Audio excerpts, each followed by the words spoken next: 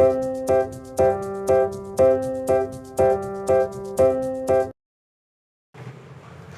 दोस्तों, आज अपन चर्चा करते हैं कुछ बेसिक जानकारी, क्योंकि जो अगला टॉपिक आने वाला है टेंस का आएगा, तो टेंस स्टार्ट करने से पहले कुछ बेसिक जानकारी होना चाहिए। तो चलो देखते हैं कि बेसिक जानकारी क्या क्या होना चाहिए। देखिएगा, क्योंकि अब जो टेंस बनाओगे आप, तो सबसे पहले आपको वाक्य बनाना आना चाहिए। तो सबसे पहले देखते हैं कि वाक्य कैसे बनाते हैं। वाक्य कैसे बनाते हैं अब देखते हैं। वाक्य को अपन इंग्लिश में क्या बोलते हैं? सेंटेंस। सेंटेंस, ठीक है। वाक्य को क्या बोलते हैं अपन? सेंटेंस, ठीक है। तो अब ये सेंटेंस किन किन चीज़ों से मिलकर बनता है ये देखते हैं। तो ये सेंटेंस जो बनेगा ये 5 चीज़ों से मिलकर बनता है। क्या क्या? Subject, helping verb, verb, object, object और कॉम्प्लीमेंट, ठीक है। तो इन 5 चीज़ों से मिलकर अपना एक शब्द बनता है। तो सबसे पहले देखिएगा सब्जेक्ट। पहला नंबर क्या है? सब्जेक्ट। सब्जेक्ट, ठीक है। सब्जेक्ट किसे कहेंगे? मतलब जो काम करे उसे क्या बोलेंगे? सब्जेक्ट। जो काम करे, जो काम करे उसे क्या बोलेंगे? सब्जेक्ट। अब क्या आता है? Helping verb. Helping verb. Helping verb हमको क्या बताती है? ये हमको समय की पहचान बताती है। क्या बताती है? समय की पहचान। समय की पहचान बताती है। हेल्पिंग वर्ब क्या बताती है हमको? समय की पहचान, ठीक है। अब थर्ड पॉइंट आता है वर्ब। क्या? वर्ब मतलब क्रिया। वर्ब को अपन क्या बोलते हैं? क्रिया। मतलब कार्य का होना पाया जाएगा इसमें। क्या बताया जाएगा इसमें? कार्य का होना।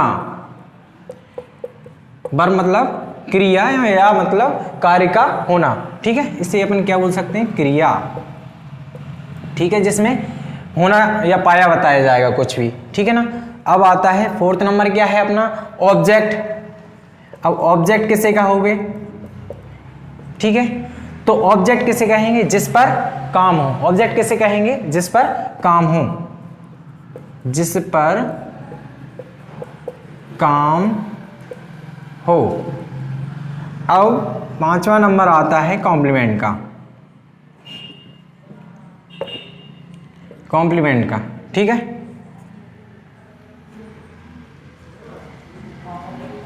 कॉम्प्लीमेंट का, ठीक है, जिसे अपन क्या बोलते हैं? अन्य शब्द।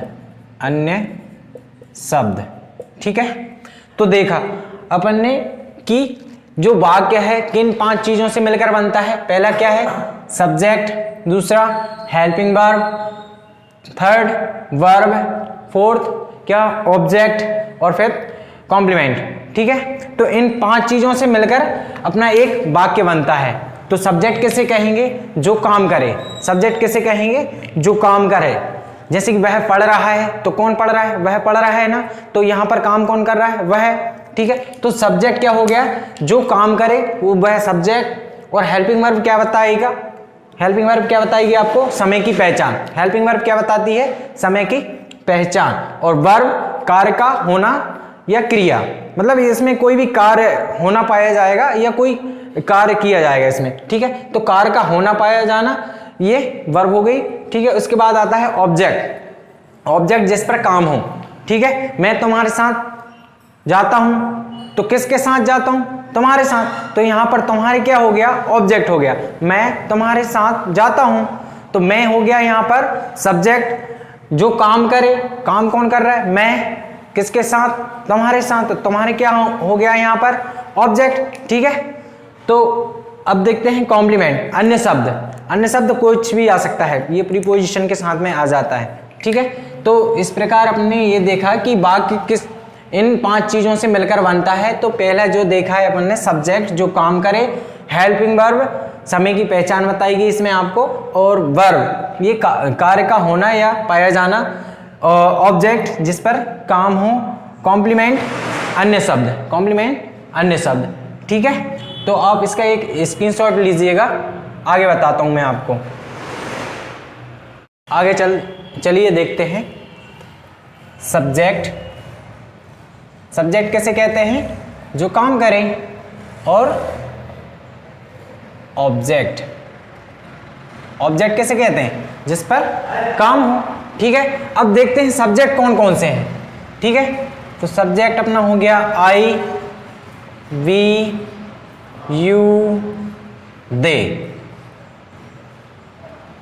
ही, सी, इट, नेम। ठीक है, सब्जेक्ट हो गया अपना I, we, you, they, he, she, it. क्या क्या हो गया? I, we, you, they, he, she, it. ठीक है, अब आई का ऑब्जेक्ट क्या होता है? मी होता है। क्या होता है? मी। और वी का अस, यू का यू ही रहता है, दे का क्या हो जाता है? देम हो जाता है। क्या हो जाता है? देम। ही का हिम, सी का हर, और इट का इट। ठीक है, ये क्या हो गया तुम्हारे? प्लूरल। क्या हो गया? प्लूरल। ठीक है, ये क्या हो गया? Singular, singular. ठीक है, ये तुम्हारे आई, वी, यू, दे हो गया बहुवचन प्लूरल, और ही, सी, इट, नेम हो गया, ही, सी, इट, नेम हो गए तुम्हारे, ये क्या हो गए? सिंगुलर। क्या हो गए? सिंगुलर। ठीक है, तो आई का ऑब्जेक्ट क्या हो गया? मी, वी का अस, यू का यू, दे का देम, ही का हिम, सी का हर, इट का इट। ठीक है, अब इसके बाद चलते हैं, ये देख लिया आपने, इसकी जरूरत आगे आपको टेंस में पड़ेगी। ठीक है, अब देखते हैं कुछ हेल्पिंग वर्ब देखते हैं, उसकी जानकारी और ले लेते हैं। ठीक है, कुछ हेल्पिंग वर्ब हैं, उन्हें नोट कर लीजिएगा क्या क्या है। सबसे पहले देखिएगा यहां पर सब्जेक्ट कौन कौन से लिखा है मैंने आपको? I, we, you, they, he, she, it. ठीक है, ये तुम्हारे सब्जेक्ट हो गए। ठीक है, अब कुछ हेल्पिंग वर्ब रहेंगी, उनमें इन सब्जेक्टों का कौन से सब्जेक्ट का कहां पर प्रयोग करना है ये देखना है आपको। ठीक है, is, am, are, was, were, has, have,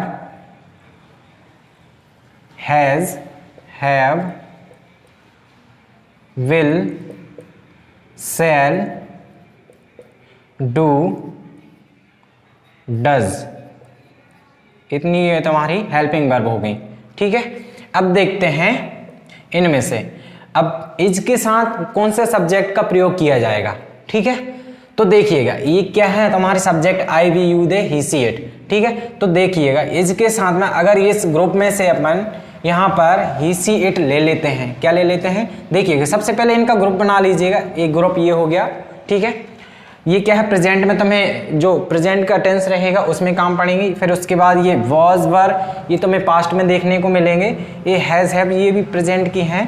ठीक है, विल, शैल, ये फ्यूचर के हो गए, ये भी प्रेजेंट के हैं। ठीक है, तो ये एक ग्रुप बन गया। अब देखते हैं, अब इन ये तीन का एक ग्रुप बना है, इस जो सब्जेक्ट हैं इनमें से इनको बांटना है। ठीक है, अब इसके साथ अपन ने यहाँ पर ही, सी, इट ले लिया। क्या ले लिया?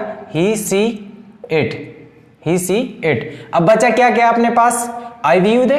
ठीक है ना, आई, वी, यू, दे ही बचा ना। अब ठीक है, अब एम के साथ क्या आता है? आई। अब मुझे बताइएगा अब क्या बचा अपने पास? बी, यू, दे बचा, तो आर के साथ क्या आ जाएगा? We, you, they. ठीक है, आया समझ में? ठीक है, क्योंकि देखो I, we, you, they, he, she, it में से ही बांटना तुमको, ये तीन ग्रुप हो गया। जब इज के साथ में आ गया he, she, it, he, she, it, M के साथ क्या आ जाएगा? आई आ जाएगा, आर के साथ क्या आ गया? बी, यू, दे। अब वॉज के साथ देखिएगा, अब फिर से अपन को इनमें से ही बांटना है। ठीक है, तो वॉज के साथ क्या आता है? आई आता है, एक आई आ गया। ठीक है, इसके बाद ही, सी, इट आता है। क्या आता है? ही, सी, इट। क्या आता है? ही, सी, इट। अब अपने पास क्या बचा? आई हो गया, ही, सी, इट हो गया। अब तो वर के पास क्या बचा? बी, यू, दे, यही बचा ना, we, you, they, we, you, they. क्या बचा? We, you, they. ठीक है, अब नेक्स्ट ग्रुप आ गया। अब देखिएगा, अब हैज के साथ में क्या आएंगे और हैव के साथ में क्या आएंगे।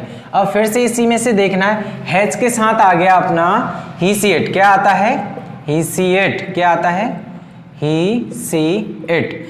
तो हैव के पास क्या बचा, आई वी यू दे, क्या बचा, आई वी यू दे। तो यहां पर लिख देते हैं आई बी यू दे, ठीक है ना। अब मुझे बताइएगा विल और शेल, ठीक है। अब देखो, अब सेल के साथ क्या आता है, सेल के साथ क्या आता है,